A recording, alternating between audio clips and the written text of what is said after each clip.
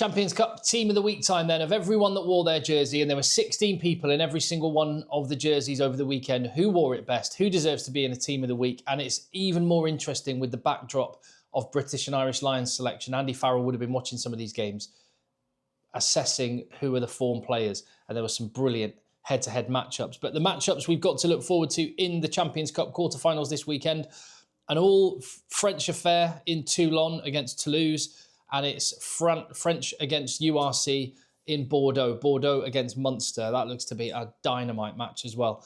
As does Leinster against Glasgow, an all URC affair.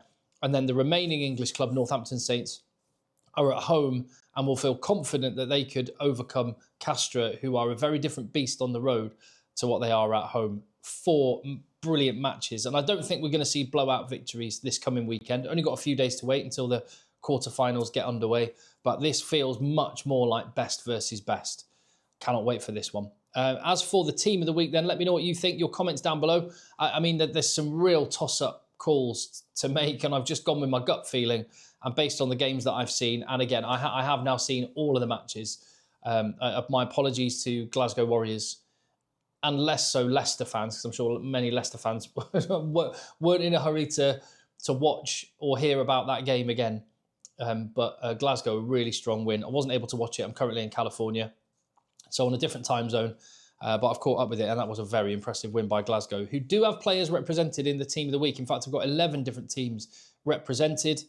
And starting with Benetton's Thomas Gageot at loosehead prop.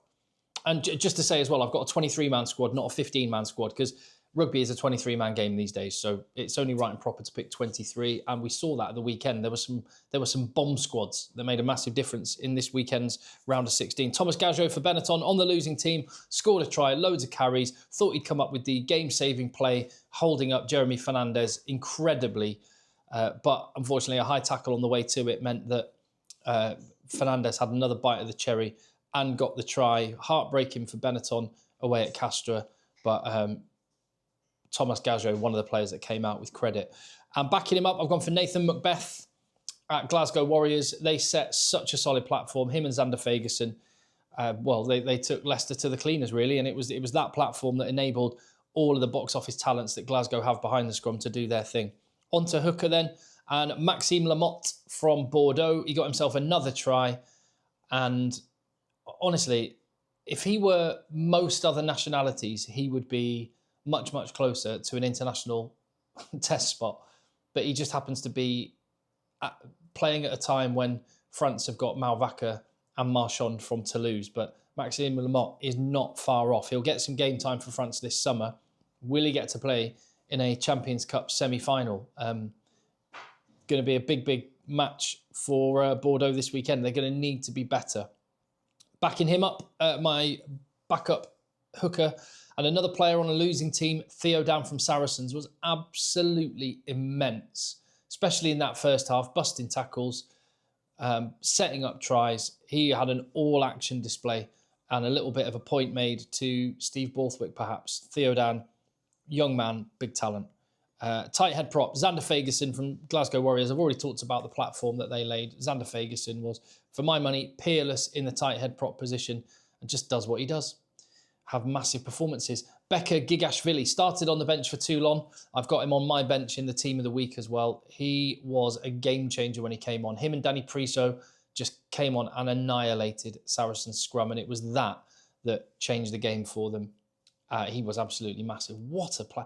What a tight head prop to have on your bench. It's crazy. That is the front row wrapped up. Into the second row where Castres, the man of the match in that game, Florent van Verberg, he got a yellow card for a bit of fisticuffs. But apart from that little 10-minute breather, a 70-minute immense performance. The work rate, his engine was off the scales, and that effort, that's what Castres, that's their identity. They're a small town, relatively small budget, and they pride themselves on how hard they work, and that man brought that to life at the Stade Pierre Fabre at the weekend and was a big part of the reason why they came through that match. Same goes for Tygburn. Talk about engines. This guy never, ever stops. Every time you think you've seen it all from Tygburn, he just goes and puts in another shift.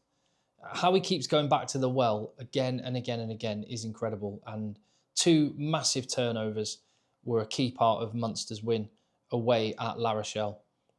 Cyril Cazot is the backup second row. Bordeaux Begler, he got the man of the match in the game there. And again, it was just sheer workload, offloads, really, really talented lock. And he had a big game. There were some others. I thought Joe McCarthy for Leinster was very good. I thought Dave Ribbons for Toulon was good, but it just get pipped. Into the back row, and I've shifted Josh van der Fleer across. Had to have him in the back row because he was absolutely brilliant. And after a relatively poor, by his very high standards, Six Nations, this was the Josh van der Fleer that we've come to know. And the Josh van der Fleer that Andy Farrell will be delighted he saw, both from an Ireland and a British and Irish Lions perspective. He was huge, as was Ben Curry. Now, you might be surprised not to see Jack Willis here, Jacques Willis, because he was the man of the match at the Stade de Toulouse. But I thought Ben Curry was the best player on the pitch. He was on the losing team, and 10 man of the matches tend to be given to home side players. I thought he outplayed Jack Willis. They were both brilliant. But Ben Curry, what a machine. I hope Tom Curry's injury isn't too bad so we can see Twindaloo for England and Sale Sharks. Facundo Issa had a real up and down game, much like Toulon. They looked awful in the first quarter of an hour. And Facundo Issa made a couple of big errors which led to Saracens' tries. But he was that good in the rest of the game that I've had to get him in. Just incredible performance from the Argentinian number 8. As for other back row players, I've got one spot on the bench. Jack Willis, I've already mentioned. Henko Fenter was brilliant for Glasgow Warriors. Henry Pollock, John Hodnett for Munster, Gregory Aldrich, Joanno Augustus for Northampton. All deserving. I've just nudged it Jack Willis's way. He was awesome. A try, turnovers, offloads. The guy's got the lot. And that is the forwards wrapped up. There will be some players I've missed, of course. Let me know in the comments down below. I'll move into the back line where I've got Craig Casey at scrum half. A reminder, not just of his talent, but that he should be a contender for the British and Irish Lions. Alex Mitchell, I thought, was really, really good for Northampton as well. Baptiste Saran is a world-class talent.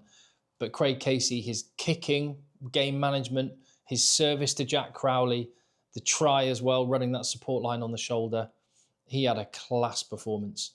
And I thought Jeremy Fernandez as well was outstanding. Another bomb squad replacement guy that just came on and changed the game. Little nippy. How many brilliant scrum halves do France need? He was rapid, scored the winning try. Great moment. And yeah, he just gets above Saran and Mitchell for me. 10, Jack Crowley, no hesitation with that one. There were some really good fly half performances. Finn Smith, Sam Prendergast, Adam Hastings, to name a few. There were others, but Jack Crowley, consummate pro, and that drop goal he scored was the winning points, and that was ice in his veins. Loved it. He just ran that show away in La Rochelle, and Munster will go into the next game with a lot of confidence. Fraser Dingwall is the glue. He's not the guy that's going to do the kind of box off highlight reel moments, but he just makes Northampton Saints tick. And we saw how slick and smooth he was against Claremont. Really, really strong performance for him. I've got him in the centre with Gary Ringrose, who does exactly the same job for Leinster. And actually, Gary Ringrose, one of his super strengths is defence. And look at the big bagel in the column against 62-0. And Gary Ringrose contributed in attack, but even more so in defence. He was excellent. Another player who had a disappointing Six Nations by his high standards, but has just made a statement and will want to make some more in the weeks ahead for Leinster. Leinster teammate of his, James Lowe, I've got on the wing. He's just got it, hasn't he? Just got that X factor, and he does things. And a couple of late tries was the very least that he deserved for his performance. Tommy Freeman did get tries, could have had more. Got a hat-trick, could have had a fourth, but very unselfishly handed it off to Henry Pollock to go in. And this guy can do nothing wrong at the minute. He's going to go on the British and Irish Lions tour. And the way he's playing, you wouldn't bet against him getting a test starting spot with the form that he is in. Absolutely awesome performance from Tommy Freeman. Kyle Rowe finishing the 15. I've got a couple of replacement spots still. But Kyle Rowe, I mean, he got over 150 metres, beating defenders for fun. And a try assist in there. And he completely outplayed Freddie Stewart on the other team. Kyle Rowe. Bearing in mind he's behind Blair Kinghorn in the Scotland jersey, and a lot of people are talking about maybe Tom Jordan playing more at fullback if Blair Kinghorn can't, and on the wings he can't seem to get in ahead of Darcy Graham or Duan van der Merwe and battling with Kyle Steyn. So he's kind of a backup guy, but he took centre stage for Glasgow Warriors on Saturday night. And his teammate, Adam Hastings, I've got him in the replacement 10 spot. Really, really strong performance and exactly the same. He's kind of, he's not quite backup, but he's not far off backup. But what a player to have at 10. And he ran the show for Glasgow against Leicester. And number 23, I thought about Calvin Nash. That was the other contender for this one. I thought Remy Baget for Castro was brilliant as well. But I've gone for the little rugby pixie, Ange Capelwatso, hoping his injury isn't too bad. Apparently not a fracture, so he may be back sooner than we think, which is good news. He went off after that amazing, mesmeric try that he scored. And that rounds my 23-man squad. The 23 team of the week is there. And you can see in the pack, 8 players, 8 different teams, which is a bit of a rarity. It's a little bit more less spread in the back line with the halfbacks from Munster and then 2 from Northampton and 2 from Leinster. And they were the teams that really shredded. Yeah. And quite a few players on losing sides in that 23. Because this is about the individual performances after all. Obviously, it's easier to look good when you're in a team that's doing very well. Those are my thoughts. Let me know yours, and I'll see you on the next one.